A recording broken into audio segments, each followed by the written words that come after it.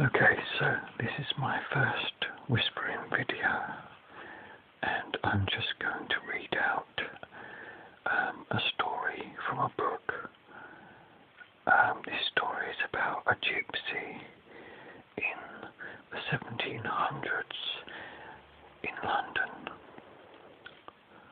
Okay. Dr. Singleton climbed awkwardly on his horse and slowly rode off along the lonely road from Smallfield to his temporary home at the Copingham Arms, situated on the main road out of Hawley. There was no doctor for miles around, so he shared his time between Reigate Town and Hawley village. The newly rich farmers of Benhams, Hutchings and Crutchfield, with their large households, provided him with a good living. In fact, in a sort of way, he was quite famous in the locality. As the twilight deepened, he knew he would not reach his destination before the night fell.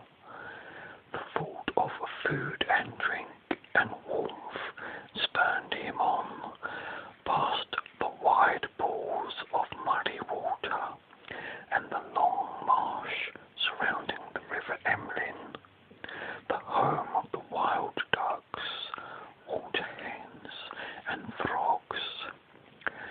He thought to himself that the croak of the frogs on a dark night was the loneliest sound on earth.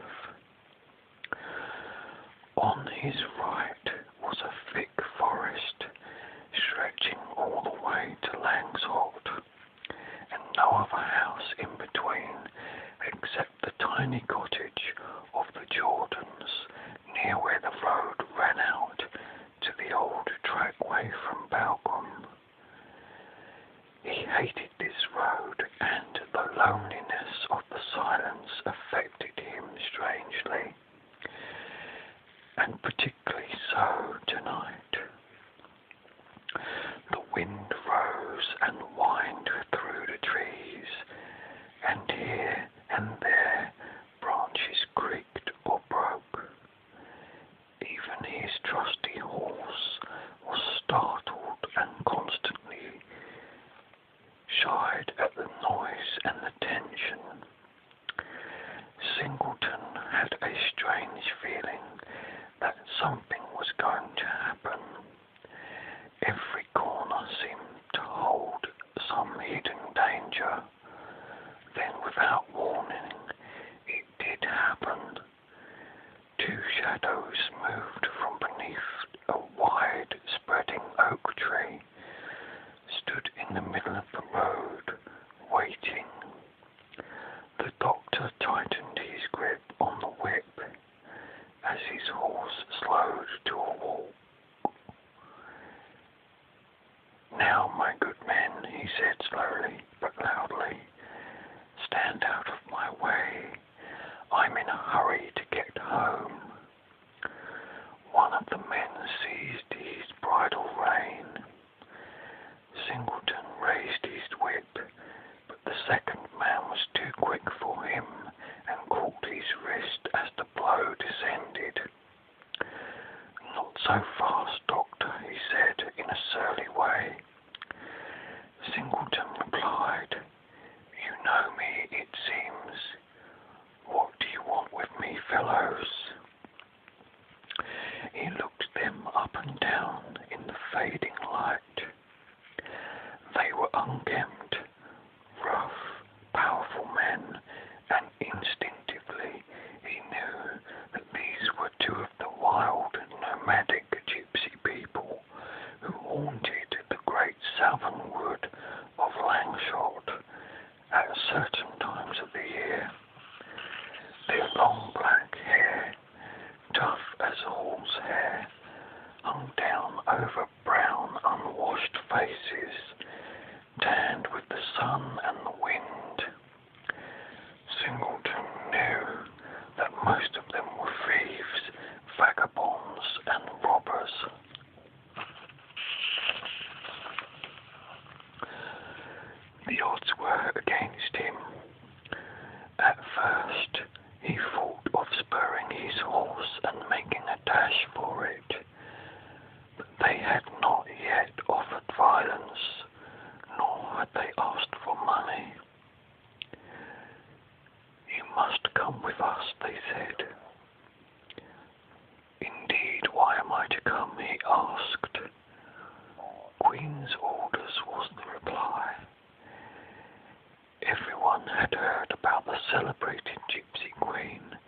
who held her court on the slopes in the thick woods, despite the fact she was now well over 100 years old.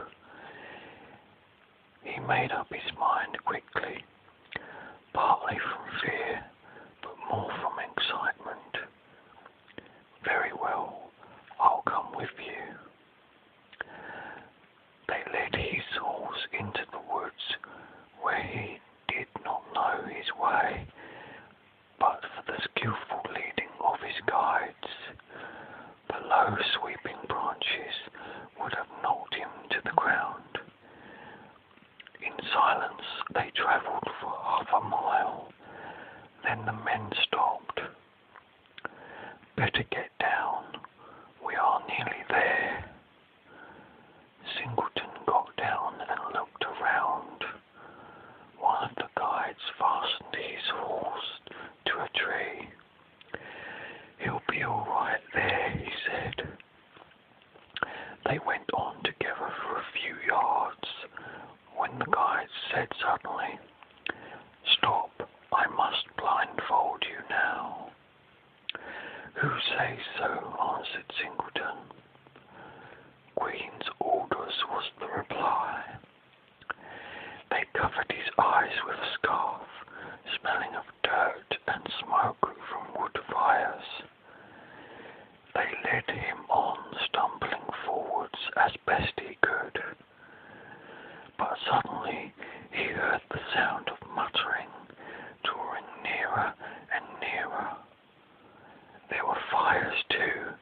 He could smell the burning wood and smoke. A moment later, the scarf was taken away.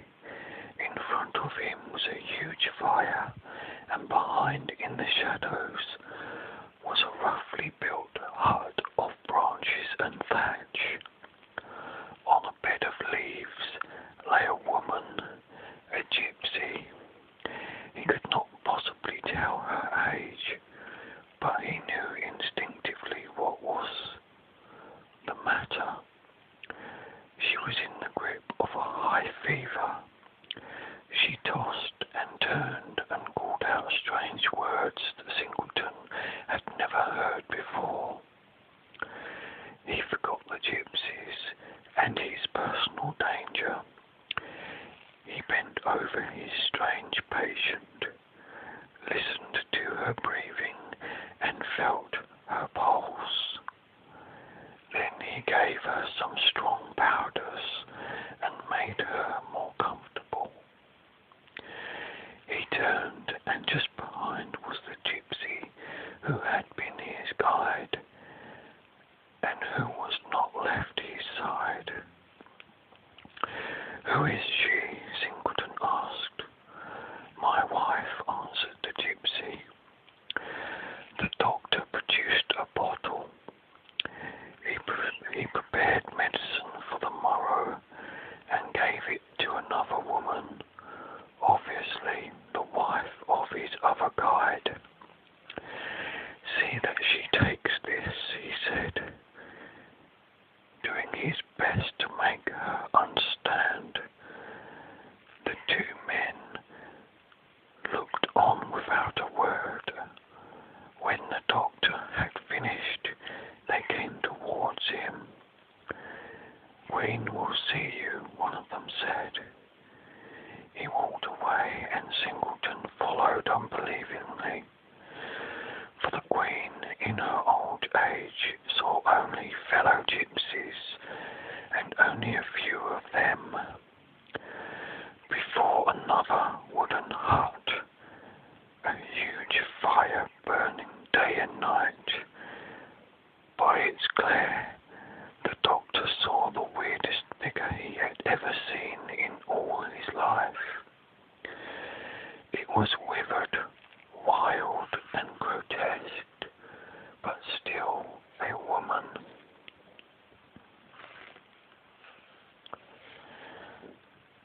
Okay, I'm going to stop.